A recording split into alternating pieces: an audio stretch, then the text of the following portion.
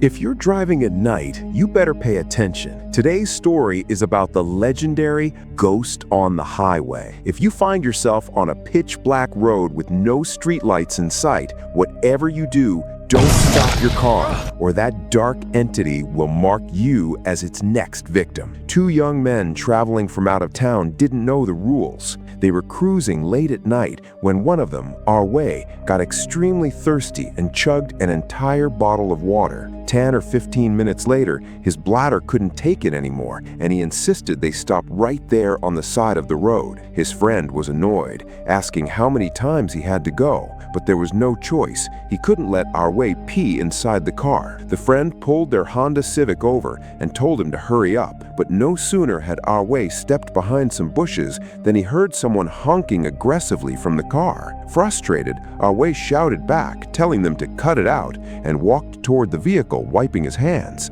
But as he approached, he froze. The horn was still blaring, but the car was empty and all four doors were wide open. He circled the vehicle only to find 3 strange, deep scratch marks on the rear. Arway climbed back into the driver's seat, his heart pounding. What was happening in the middle of the night? Where had everyone gone? Even their phones were left behind. Just then, a rustling sound came from outside. The car radio started emitting strange static, and the next moment, a nightmare unfolded. His friend screamed for help, but in the blink of an eye, he was launched 40 meters away, dying instantly on the road. Terrified by a shadow he saw in the rearview mirror, Arway was so scared he lost control of his bladder again. Too paralyzed to check on his friend, he slammed on the gas, pushing the beat-up Honda to 80 kilometers per hour. It wasn't exactly a high-speed chase, but he hoped it was enough to outrun whatever malevolent force was back there. After taking a few turns, however, Arway realized with dread that he was trapped in a loop. Every time he turned, he ended up right back where he started, facing the same entity. Whether Arway survived is a question for later. Let's shift our focus to 2 months earlier in Brooklyn, New York, where our main characters enter the picture. A young woman named Bai Z is in love with a man who prefers life on the road. Don't get me wrong, he's a great guy. He just doesn't want to be saddled with a massive mortgage. Instead of staying stuck in one city forever, he used his savings to buy a Mercedes camper van so they could explore the world together. They packed a portable GPS, the classic move for spontaneous travelers, and left the concrete jungle of the city for the vast open west. At first, everything was perfect, but after a few weeks of no hot showers, Bai Z started missing the comforts of city life, especially whenever they passed houses with warm, glowing windows. What woman wouldn't want a home of her own? Sensing her mood, he lit up the interior roof lights of the van, dropped to one knee, and proposed. Their romantic moment was cut short when someone banged on the van. A patrol officer warned them that if they didn't move the vehicle immediately, they'd be hit with a massive fine. Not wanting to risk it, they headed west toward a small town called Ma Ja Tun, about 100 kilometers away. By then, exhaustion was setting in, so Bai Z took over the wheel. They were driving through a dark rural road, nothing like the developed infrastructure you'd see in the city. The road ahead was pitch black, and a car behind them was tailgating with high beams. Bai Z was momentarily distracted. Her engagement ring fell to the floor,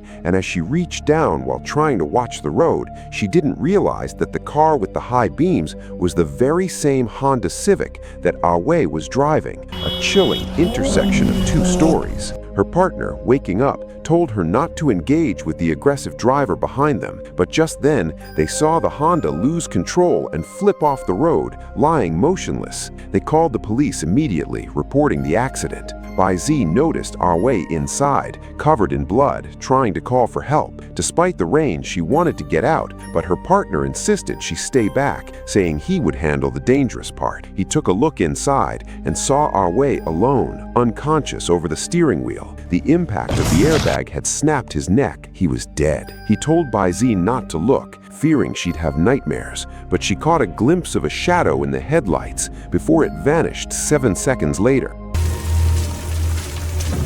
The police arrived within 5 minutes, faster than any movie, and while her partner gave his statement, Bai Z sat in their van, feeling a dark presence creeping inside.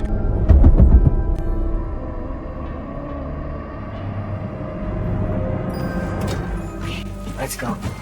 They rented a motel for the night, and Bai-Zi kept checking their dashcam footage, but the video kept cutting out right before the accident. Thinking it was just a memory card issue, she let it go and went to sleep. The next morning, a disturbing discovery. 3 scratch marks appeared on their van, just like the ones Awei's car had. Her partner brushed it off, suggesting they get it buffed out at an upcoming camper rally. This rally was a meetup for camper life enthusiasts. While cleaning the van, Bai-Zi found the apples she'd bought completely rotten, black, and swarming with bugs, enough to make her gag. Unable to stay inside any longer, she headed out to the rally feeling deeply uneasy. At the rally, an old man handing out flyers locked eyes with Bai-Zi, staring a little too long as if he saw a dark shadow of bad luck hanging over her. Bai-Zi brushed it off, thinking he was just some weirdo, and quickly retreated into the crowded area. On a prayer wall nearby, there were photos of missing camper drivers, and beneath every single one, there was a hand-drawn mark, those 3 chilling scratch marks. She poured her heart out to her acquaintance, Auntie May, about these bizarre events. Auntie May admired her courage to leave everything behind for love, but she couldn't help but feel that dying young like this would be a tragedy. She warned Bai-Zi, "Whatever you do, don't stop the car." No sooner had she said it than her partner came running with good news. People in America are truly helpful. A local mechanic had fixed the scratches on their van for free. Saving a few $100s instantly lifted Bai-Zi's spirits, but the relief lasted less than 3 seconds. That night, at the bonfire party, that restless shadow appeared again. Was Bai-Zi seeing things? After the event ended, her partner headed to the gym, and Bai-Zi went back to the van to rest. She noticed the car was just a step away, but as she turned, she found herself walking in circles, ending up right back at the same spot. After a few tries, she realized that every time she turned, the world was seeming to warp. It felt like she would never reach her van. Panic setting in, Bai-Zi started running and managed to scramble into the driver's seat. The dash cam was working fine, but then a notification popped up on her phone, a video from the day of Awei's accident. The side camera clearly showed someone sitting in the passenger seat of his Honda. Then, the screen went black. Don't look away now, because things are about to get terrifying.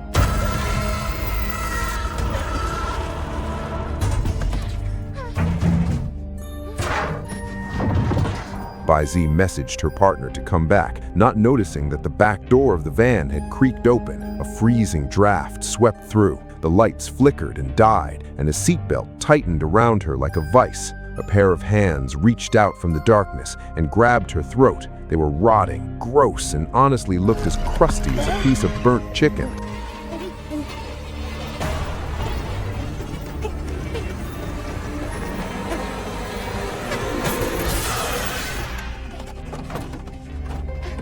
When her partner rushed back and searched the van, he couldn't find a thing. To prove she wasn't crazy, Bai-Zi played the video again, but this time, the passenger seat was empty. Even though the footage didn't show anything, her partner trusted her. You don't lie to someone you love, and if Bai-Zi said it wasn't safe, it wasn't safe. They fled that night, driving until dawn. At a rest stop, Bai-Zi spotted a book in the gift shop titled Haunted Highways of America. A chapter on vagabond omens featured that exact 3 scratch symbol, confirming it meant danger is here, get out fast. Coincidence? Not a chance. When they returned to their van, both were stunned. The marks were back, carved deep into the metal where the mechanic had just repaired them. That same night, her partner pulled into a secluded patch of woods to camp. Bai-Zi had zero interest in relaxing. She was buried in online forums looking up accident cases. Every single one had the same 3 scratch mark. Someone on the forum posted that this entity is called the ghost on the car. It loves tormenting people. The more afraid you are,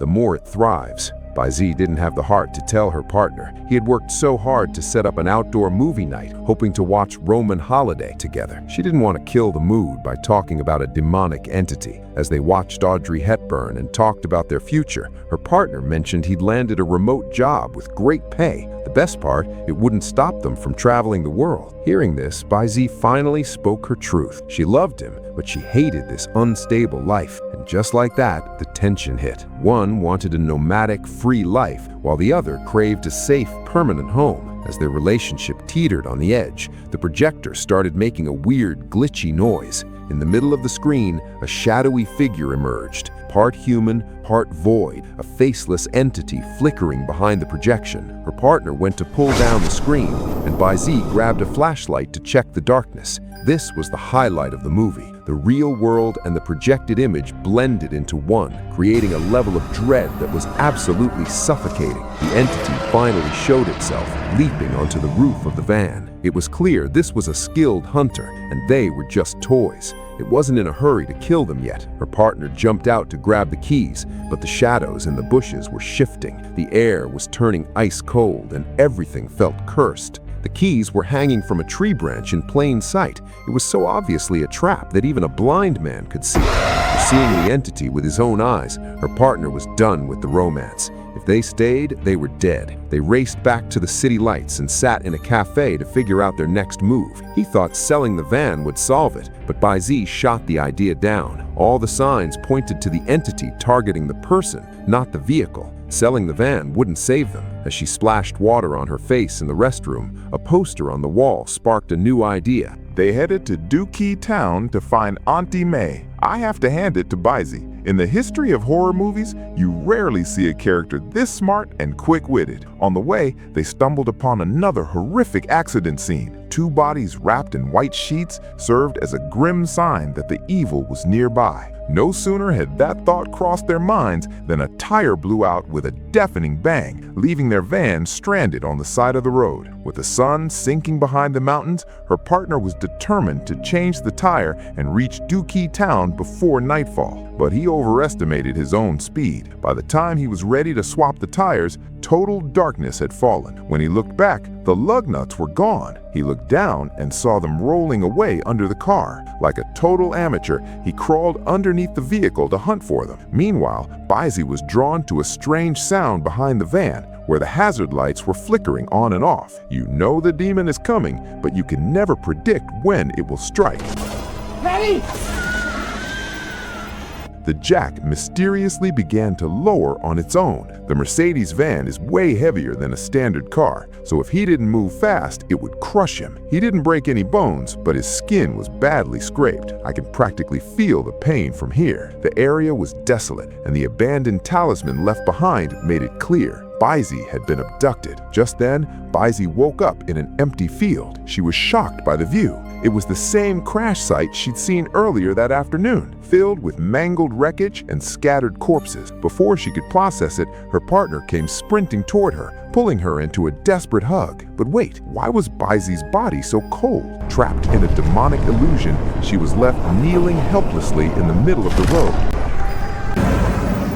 The entity was creating a twisted reality where it hoped her partner would accidentally hit and kill her, the demon's version of a sick game. This struggle nearly cost them their lives. Somehow, they made it to Dookie Town and found Auntie May at the campground. Her eyes widened in terror. Everyone knows the name Ghost on the car, and she warned them it's unbeatable. The best they could do was hide in their vehicle and pray. Seeing everyone flee in terror felt wrong to Baizi. She had once managed to repel the entity with a talisman, which meant it wasn't invincible. Oh, what a stroke of luck! Auntie May recalled that years ago, a driver plagued by the same entity accidentally drove into St. Christopher's Church and survived. The symbol on the talisman was St. Christopher, the patron saint of travelers and drivers. Kind-hearted Auntie May decided to lead them through the desert to the church herself, but the demon intercepted them, tearing her head from her body right in front of them. Talk about a soul-crushing moment.